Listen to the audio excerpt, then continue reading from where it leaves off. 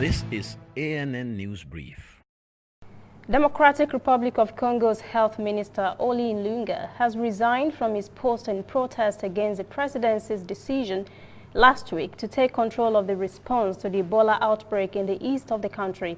Ilunga's resignation letter decried what he described as interference in the management of the response to the outbreak, the second deadliest in history.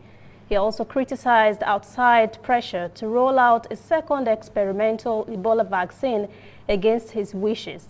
At least 1,700 people have been killed by Ebola virus in DR Congo since last August.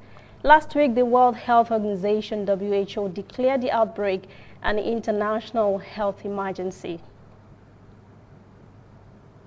The British government says it plans to send 250 troops to Mali next year to join the UN mission there in fight against jihadist insurgency. The British contingent will carry out reconnaissance patrols, gathering intelligence on possible threats in parts of northern Mali that are hard to reach. More than 100 UN personnel have been killed in attacks in northern Mali since 2013, making it the world's most dangerous peacekeeping mission. Until recently, the Dutch military had been responsible for this reconnaissance work. This move is the largest British peacekeeping deployment in nearly 3 decades and comes at a time when jihadism and ethnic violence has escalated in West Africa's Sahel region. We'll return after this message.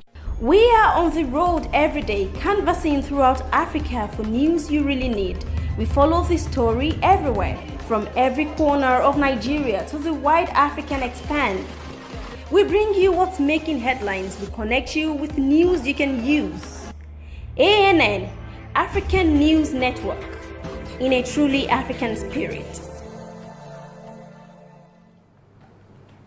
Soldiers and federal police are due to take over security in parts of southern Ethiopia after unrest that left several people dead. At least 25 persons were killed in clashes between security forces and activists in Sidama, southern Ethiopia last week, over tensions in the delay of the referendum on whether there should be a separate state of Sidama.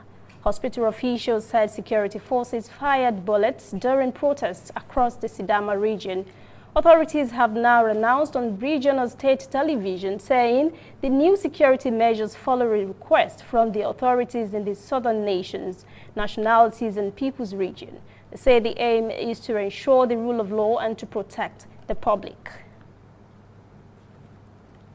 That's ANN News Brief. For details on these and other breaking stories, visit our website, annafrica.news. Conversation continues on our social media platforms, Twitter, Instagram, and Facebook at ANN Africa TV.